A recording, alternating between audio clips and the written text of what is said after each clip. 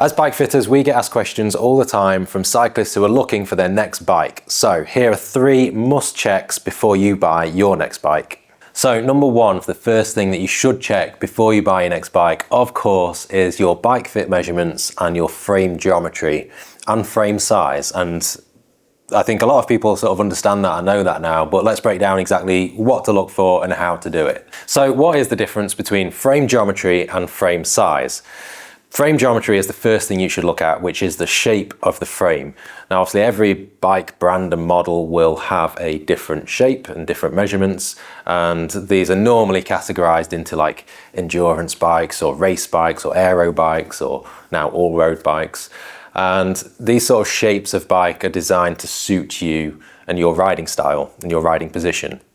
The frame size is literally just the size of that specific frame. So this means that not every 56 sized frame, for example, is going to fit you the same. Some 56 frames are going to be aggressive race bike geometry, and some 56 frames are going to be more relaxed endurance-based geometry.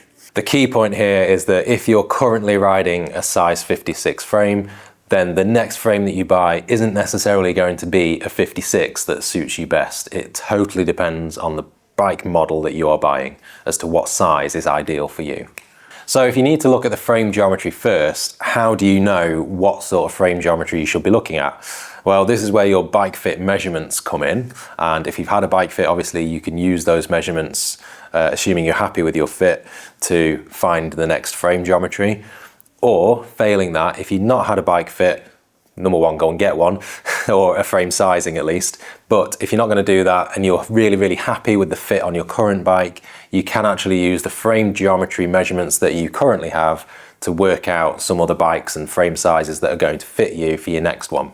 We have actually done a short reel on how to use your bike fit measurements to work out your ideal frame geometry for your next bike purchase, and we'll leave a link to that in the description down below. So if you want to go and check that out, there's a step-by-step guide on how to do that, which is really useful. So this is obviously step number 1, and we've put it at number 1 because this is absolutely the most important thing that you're going to do before you buy your next bike. And I would highly recommend, again, if you've had a bike fit, talking to your bike fitter about what sort of bike you should buy before you go and buy one, because you shouldn't just assume that you can jump on any bike in whatever size and it's going to fit you. There will be lots and lots of bikes out there that will not fit you in any size because the geometry is wrong. So it's really important to get that geometry right first before narrowing down your list of preferred bikes. So the second must do that I would recommend, or must not do in this instance, is do not fall into common cycling marketing traps.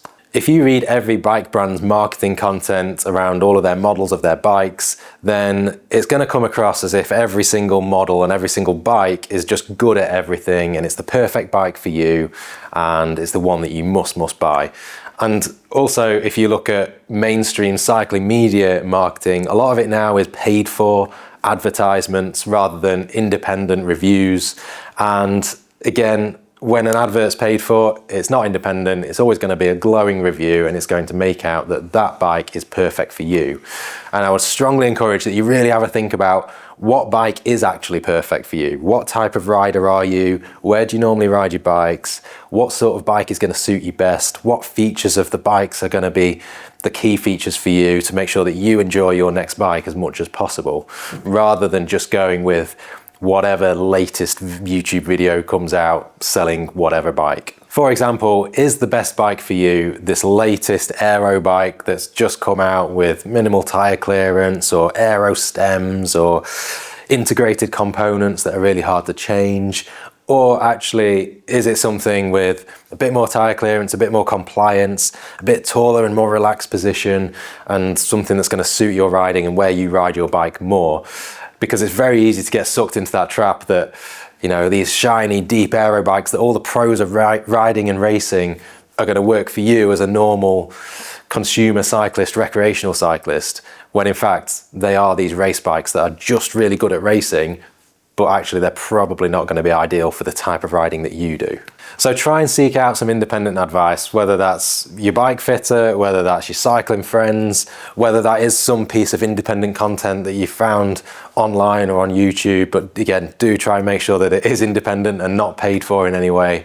And see if you can get some advice from someone who really sort of wants you to find the best bike for you, rather than just to sell you the next latest and greatest race bike. The third must do that I would suggest that you definitely do before you buy your next bike is research the components that are going to come with your bike, or buy a frame set and build up the bike with your specific components that you want from the outset. The reason for this is that we see it time and time again where people are bringing bikes into us, brand new bikes that have come with this stem length and a really wide bar and a really long crank and an offset seat post, and all of these components really affect the fit and are all components that could be really costly to change. So for the sake of saving you money and time when you buy your next bike, really research hard into the component list of the bike and see what is going to come with your bike. I think a lot of people still don't look at the components when they're buying the bike. They just see the bike and the group set and the wheels and actually don't look at the bar width, don't look at the stem size, don't look at the crank length or anything like that. And these are components that are obviously really important for fit. And as I say, they are going to cost you money if you do need to change that. So you can then factor in to the price of the bike, how much is it going to cost you to change these components if you want to get the perfect fit. And this is where actually buying a frame set and then building the bike up with all of your choices of components actually works out cheaper for you, because you're only buying these things once. You're not buying the complete bike with all these components that you don't want and then you're having to buy them again to swap them afterwards. You can buy the bike knowing that it's going to fit perfectly, it's got the perfect stem length, perfect cranks, right from the off. And it would be rude of me not to put a little sales plug in here, because now that we have our sister company, Crafted Cycles, we do a lot of custom builds for customers who are after new bikes, and we're getting more and more customers come to us having had bike fits saying they want this frame, they want this group set, these wheels, and we can piece it all together for them, making sure that their new bike is perfect as soon as it leaves the shop. So again, any inquiries, head over to craftedcycles.co.uk and we'll be able to help you out there. So there's my 3 must-dos before buying your next bike, and hopefully that's helped you out, and hopefully it stops you from making a potentially costly mistake. If you've enjoyed this video, please hit the like button and subscribe to our YouTube channel, as it really helps us out and it helps us grow and helps more and more people see videos like this, and hopefully it'll help them out too.